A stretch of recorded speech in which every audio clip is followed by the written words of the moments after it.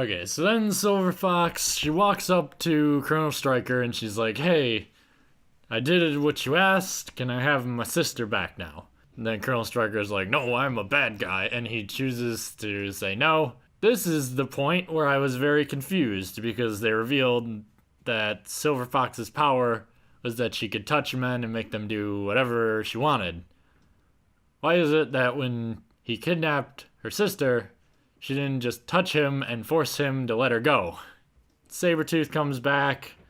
He's all pissed off at Colonel Stryker because he wanted to kill Wolverine as revenge for abandoning him. Silver Fox gets choked and almost killed. Wolverine hears the screaming, comes back after a convenient costume change that made no sense, kicks the shit out of Sabretooth. Silver Fox somehow gets out of the hospital room, even though Stryker clearly would have made it so that she wouldn't leave, because she was a vital part of the plan.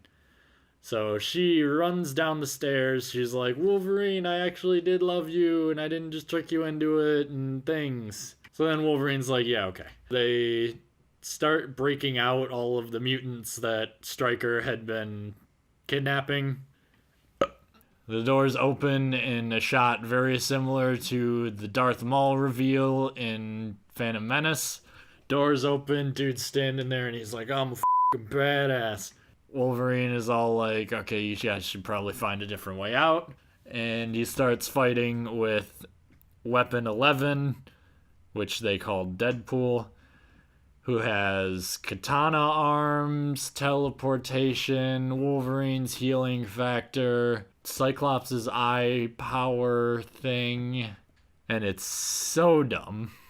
And then Sabretooth shows up, and they start fighting Deadpool together, even though Sabretooth's only motivation here was to kill Wolverine. But they start fighting Deadpool together. They start fighting Weapon 11 together. So they end up doing a pointless callback to a montage that they had at the beginning where Wolverine is like, back to back! And it's like, he can teleport.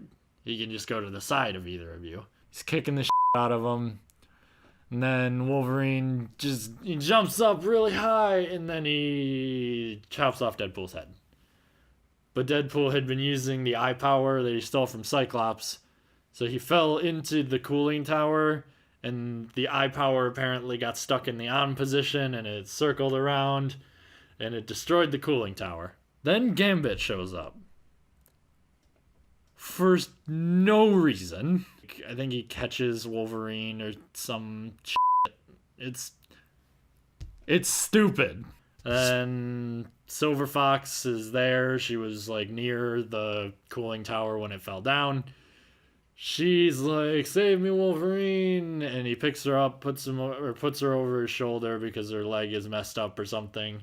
Colonel Stryker shows up, and he's got a gun that shoots adamantium bullets. And according to him, his brain might heal, but his memories won't. And he starts shooting Wolverine. He shoots him like twice in the back. He shoots him like point blank in the head when Wolverine is laying on the ground. Then he walks up to Silver Fox, who is laying on the ground having been dropped there. And she grabs his leg and tells him, you're gonna walk until your feet bleed and then keep walking. And it's like, okay. But that also shows how powerful she is. So she very easily could have done what I said earlier, where you just touch him, make him release your sister. And suddenly Professor X is there with a helicopter. Wolverine has no memory. Gambit shows up and he's like, Logan, we gotta get out of here. They establish at the beginning of the movie that his name is James Howlett. Nowhere in the course of the movie do they explain why people start calling him Logan. It's not even a nickname. Gambit shows up and he's like, Logan, we gotta go. And Wolverine's like, who are you? Who am I? What is happening? I'll find my own way away. And then he finds Silver Fox and she's dead because she died somehow. He's like, who's this lady? She's all dead and stuff. And then Gambit's like, did you know her? And he's like, I don't know. And then he's all amnesiac guy that we know and love from the first two movies. Colonel Stryker walking down a road, and some military police pull up behind him and they're like, "Hey, yo, Colonel Stryker, you're wanted for questioning for the murder of General something or other, whatever the general's name was."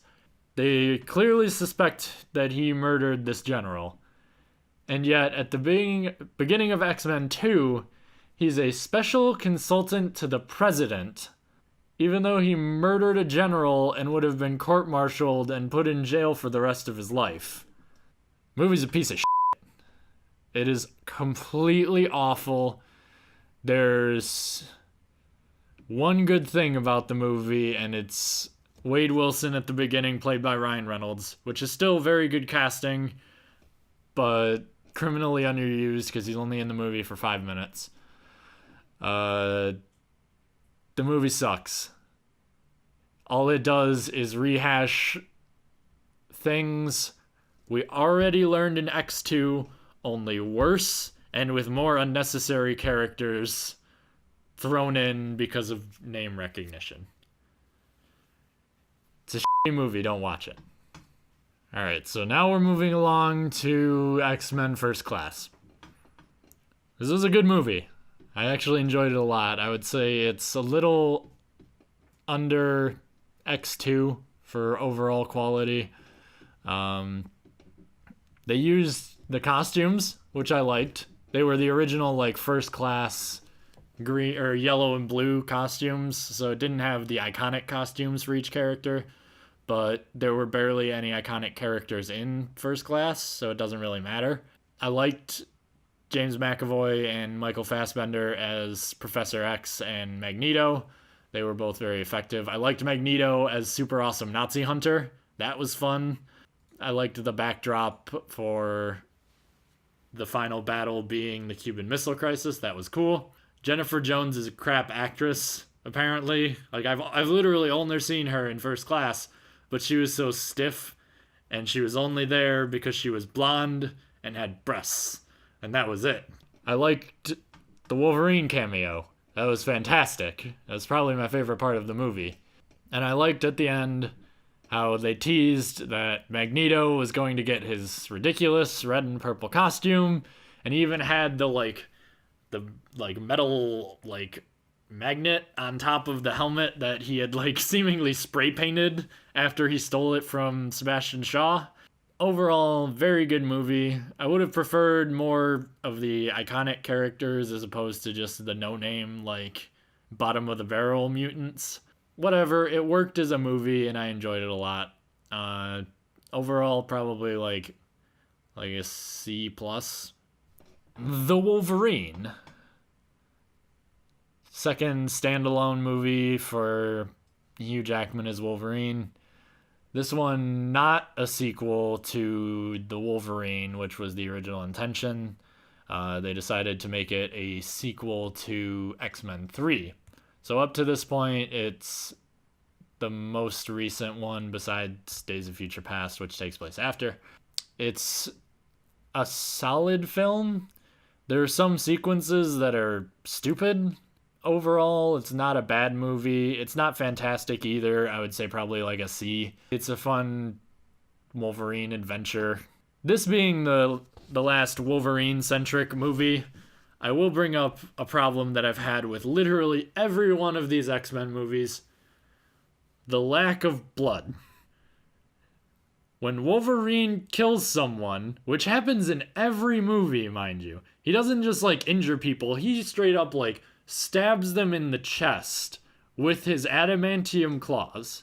You're dead if that is happening to you. You very rarely see claws going through people or anything like that. And if it does, there's no blood whatsoever. It's very sterile and it's weird. Overall, Wolverine just lacks grit. The best sequence was in X2 when Stryker's hit team went into the mansion and were kidnapping mutants. Wolverine goes batshit crazy and starts killing people, but it still feels weird because there's no blood. It happens quickly enough where the lack of blood isn't jarring. In the Wolverine, He's the main character. It's all about him doing Wolverine stuff.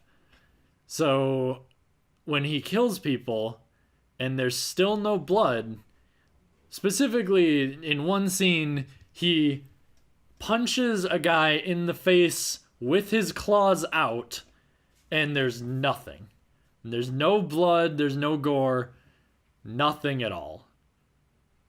Fox, make an R-rated Wolverine movie. Seriously, people will watch it. Overall, it's a good movie. Like I said, it's probably a C.